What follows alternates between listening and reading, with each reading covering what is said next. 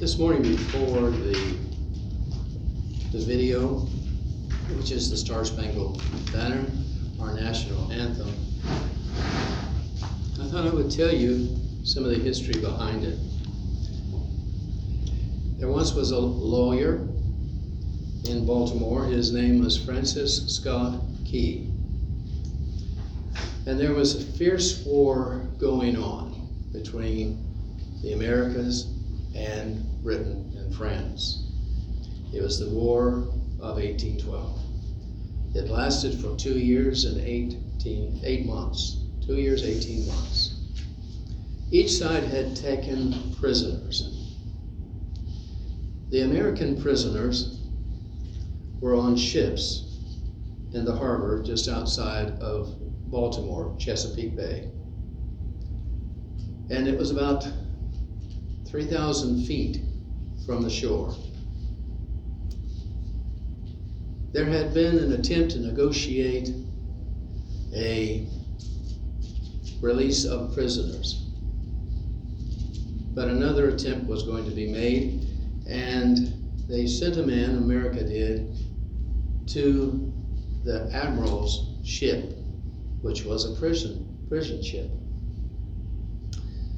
The date was September the 14th, 1814. Francis Scott Key was rowed out in a small boat and then permitted to climb aboard.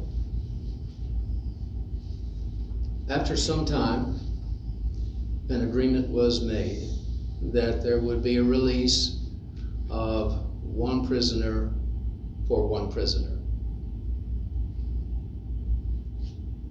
Francis Scott Key was so excited that he left that meeting, ran below for the first time, and saw the filth and the squalor that the prisoners, the American prisoners, were living in. And he said to the men, "I've got some news for you. You are free. Tonight, you will be taken out of this horrible condition. Your chains will be taken off, and you will be returned home." Of course, you know how the prisoners reacted at that. They were thrilled, right? Going back up on deck, the admiral approached him and said, "Well, we have a slight problem. We'll still honor our agreement, but that'll be academic. It won't matter pretty soon." And Francis Scott Key said, "What do you mean?" "Well, tonight we have given," the admiral said, "an ultimatum to the colonies. Your people will either capitulate and lay down the colors of that flag you think so much of, or we're going to remove it. Do you see that flag flying over there at Fort McHenry? If that's not lowered, we're going to remove it by force from the earth. How are you going to do that? Scan over the horizon there and look." And so Francis Scott Key did just that. He looked over the horizon and he could just barely make out little dots. But there were hundreds of little dots on the horizon. It was the entire British war fleet. All the manpower, all the armament of the British force was going to be coming against that small little fort. The admiral said it'll be here in a couple hours and the war will be over. And the men, they'll be free anyway. Francis Scott Key said, "You can't shell that fort. It's a large fort, yes, but it's not a military fort. It's a fort with a lot of families. There are women and there are children over there, and it will be terrible. It's not set up for military combatants." The admiral says, "Well, don't worry about it. We've given them the way out." And Francis Scott Key said, what's the way out? And he said, "Well, you see the flag over there on the rampart. If they lower that flag, then the shelling will stop immediately. We'll know that they've surrendered, and you'll once again be under British rule. Francis Scott Key went down below and told the men what was about to happen. And they asked him, how many ships? And he said, there must be hundreds. The ships grew closer,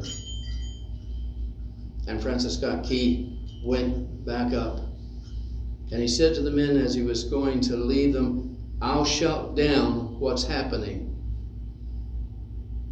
And then nighttime started to fall. And the British war fleet began to release the cannons.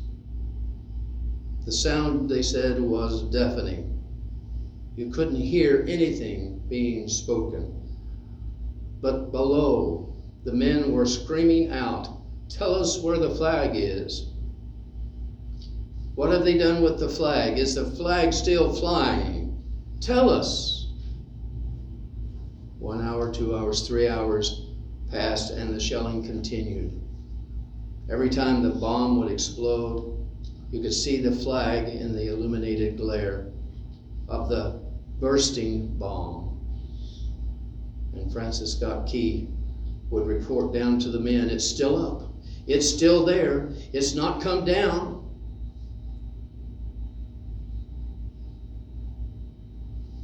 And Francis Scott Key would go back to his post and watch.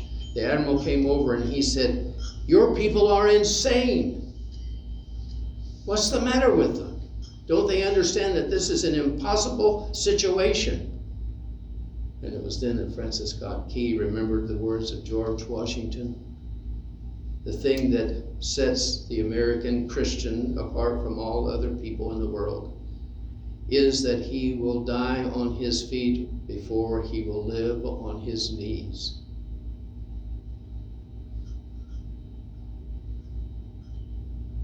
The admiral said, we've instructed all the guns to focus on that one spot on the rampart where the flag is.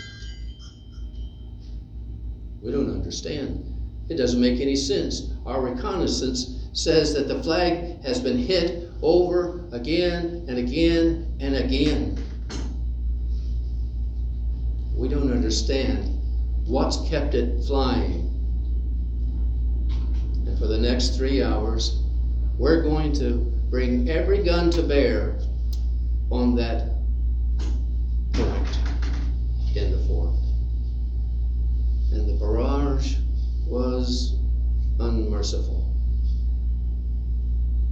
All he could hear, except the shelling, was the men below praying. And their prayer was, God, keep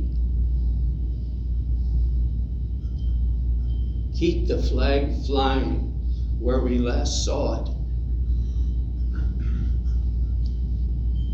Sunrise came, and there was a heavy mist over the land.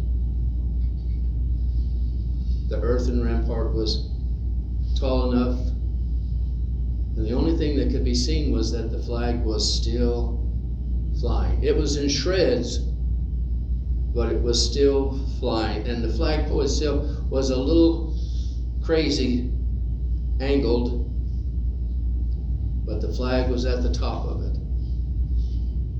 Francis Scott Key told the men he was going to roll over, and he'd come back and report to them what he saw. And when he got to Fort McHenry, he found that it was true that the flag, the pole, had been hit repeatedly with direct hits.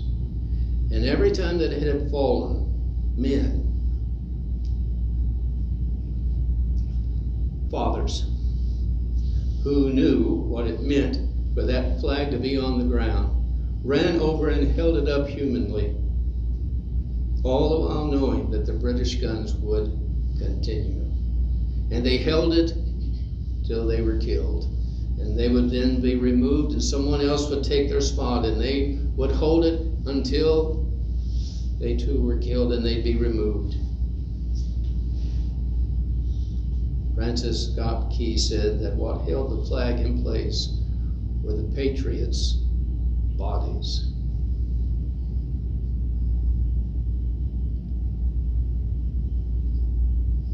It was then that he would try to capture in words the sacrifice and the devotion of these men, these patriots, these Americans. Oh, say, can you see by the dawn's early light what so proudly we held at the twilight's last gleaming? Let's stand and sing the national anthem. All verses are there. You won't be able to remember all the words, but let's sing the first verse and listen to the rest of it, please, while we stand together.